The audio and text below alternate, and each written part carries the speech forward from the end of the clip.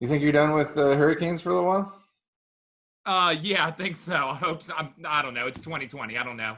Um, but no, hurricane season's over. That was crazy, man. That last one we had was intense, dude. Seriously. Um, hadn't I don't think I'd ever been in the eye of the storm before, where like you walk outside and I was just sitting there drinking a beer and it was just silent, dude. No birds, no anything.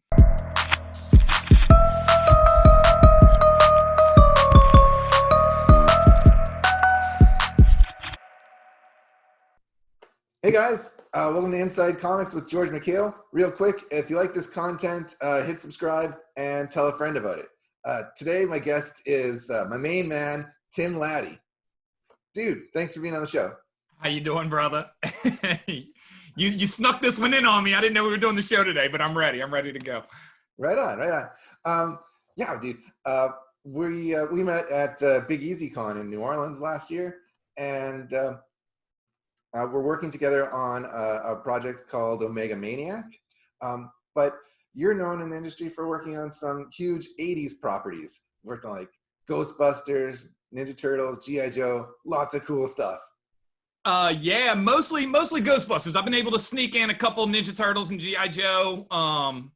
But Ghostbusters would be the big one. And it's just, dude, it was just one of those things where they asked me to do one cover. Man, this probably was 3 or 4 years ago. And man, it's been pretty consistent ever since. I've been able to kind of shadow Dan Schoening and do some cool alternates and some interiors. So that's a funny story. When I was little, how old are you? I don't know if you want to say it on air or not. Yeah, I'm like 38.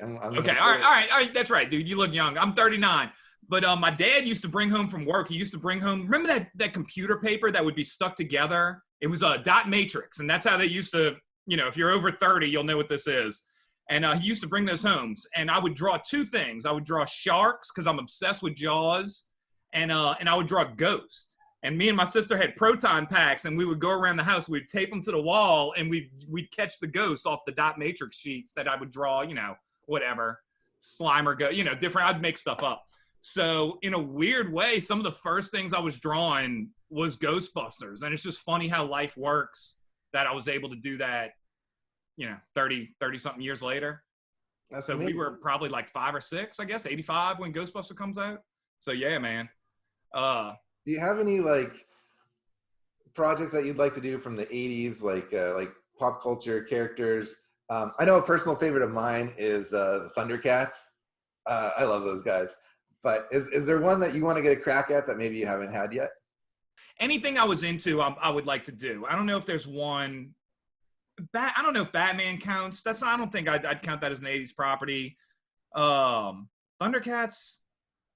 I'm trying to think. I like Mask. Oh, Dick man. Tracy. IDW had Dick Tracy. I was trying to get involved with that. Back to the Future would be another one. Back to the Future. I don't know. Maybe between those two. Or He-Man. Motu. Yeah. I don't know. And dude, any 80s I would be into. As being growing up in that era.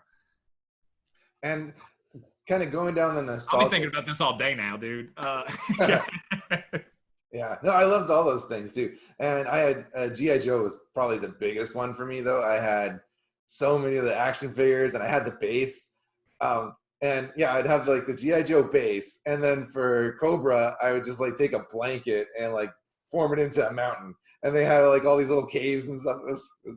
True story, not even making this up. About 3 years ago, I had a Toyota Camry and I was selling it. I got a truck and my buddy needed a car for his daughter, and I traded him the Toyota Camry, a 2000 something, I think it was 2006, for the USS Flag and a Terradrome. I swear to God, dude, because the price like evened out, like what it was. I was like, "F it, man." I was like, "Let's do it." So I used to have the flag laid out in here and the Terradrome and stuff like that, but I took it all down. Okay, so going kind of nostalgia is last year, Jay and Silent Bob Reboot came back. Those characters had been away for a little while, and they came back and they filmed in New Orleans. And you actually did some artwork, which is behind you there. So we actually got to be in the movie. If you look at the tail end of the movie, so I drew that. That was the first thing I got to do, and then that's just something they gave us from the movie itself. But yeah, that was another one of those where almost like that Ghostbusters story. Like, dude, anybody again, our age group that's into comics, how are you not affected by Clerks or Mallrats? Or for me, Chasing Amy was another big one. Chasing Amy was huge. And we used to go to the mall down here and pretend to be like Brody. You know what I mean? You might even come around with one cup and just walk around with that one cup all day. And we would do dumb stuff like freestyle walk and all that kind of stuff. Slackers, you know, be slackers. So this is where it gets crazy. They end up filming the damn movie in the same mall that we used to pretend to be Jay and Silent Bob and Brody and TS in. On top of that, we're in there one day. So my buddy Tim, who I sold the car to for the USS Flag, he was the guy that they were getting all the props from, right? Like, so any kind of like comics and everything you see in there is his stuff from his shop that they rented. And we're in there kind of like joking around. I was already starting to do some of the artwork for the movie. And long story short, they asked if I had some original artwork. And if you look in the movie, all my Ghostbuster covers are hanging on the wall in Brody's comic shop, along with my Jay and Silent Bob art. You know what I'm saying? Like in the mall where we used to, dude, you can't even like make it up, bro. Like it sounds like a lie, but it's not, dude. And I want to say this too, and I say this every opportunity I get. Dude, Kevin Smith not being a homer, may never talk to him again. Kevin Smith was one of the nicest people to everybody he ran into, took time to take pictures with everybody he ran into. It was a master class on how to treat people, even when you're at he's at a level of celebrity we'll probably never experience, most likely. But man, very cool dude. Jason Mewes the same. I find just the Kevin Smith story so inspirational. How he, self-funded and made Clerks on his own. Kind of maxing out his credit card and things like that. And I've kind of taken that approach too a little bit. And deciding to make my comic books and get into writing and to hire and fund my projects myself, and then go out and try and pay myself back from my investment on the convention circuit. So yeah, I find his story super inspirational.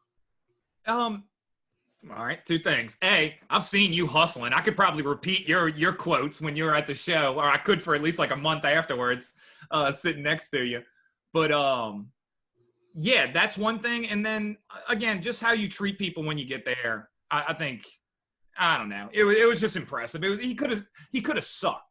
That's all I'm saying. You know what I mean? Like, and that would have ruined like Mallrats for you. If he was just like, hey, get out of here, kid. Like, I don't have time for you. But yeah, man, couldn't speak highly enough about that dude. And yeah, I mean, he did it. He followed his dream, and is still doing it. Project is your personal Night Stars comic book, which is on INDIEGOG right now, and I'm hoping that you can tell us about that book too. So I've been on the convention circuit as well, so I have my little spiel. So it's the story of 3 kids who are taken aboard a flying saucer. And when they're on there, the saucer kind of like morphs around them and puts them in these suits that make them look like little green men, like aliens. But the saucer is actually a time machine. So it takes them back in time where they crash land in Roswell in 1947. So they're like the Roswell aliens. And from there, it's just their journey throughout time, dealing with history's mysteries. Like they knock Amelia Earhart's plane out the sky. One of them falls in love with Anne Frank. They get a Yeti as a pet, who's my favorite. And for the INDIEGOG, we should be having toys, comics, T-shirts. Like we're going to go full 80s property. You know what I mean? Like where you're getting all kinds of fun stuff. So this is a project that I started, man, dude, 2012? The original tagline was when the world ends, the story begins, like, because everybody thought it was going to be over in 2012, probably over in 2020. But that was where it started. And I met up with a man who became a good buddy of mine now, Michael DeShesser. He believed in the project, and we've been building it, for the last 7 years. to the point where we've been to the United Nations. We've been on the NASDAQ. Like Night Stars has been on the NASDAQ in Times Square. So how many pages is the book? So we have 4 issues that are 25 a piece, and then we're going to add another 20 or 25 page story about the Yeti. Yeah, I'm super excited about making toys and doing that too. It's kind of like a lifelong dream. Yeah, dude. And back in the 80s, that's what they did. Like, He-Man didn't just, like, come out and then, like, 4 years later, you got the figures, you know? Like, boom, everything came out at once. So I like that concept. I remember Batman 89?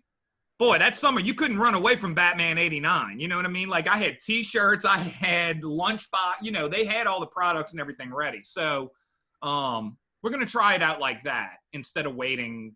You know, comics, a lot of times in comics, you might wait a decade to see a toy, you know, from a figure, like Walking Dead or something like that. Like, do it. And we've got Night Stars on Indiegogo. You've got Night Stars on Indiegogo. And both are incredible projects. I really encourage everyone to go out and search them out. Tim Lattie, man, you're one of my favorite collaborators. And I want to thank you so much for being on Inside Comics. I appreciate it. Here's to many more. Yeah.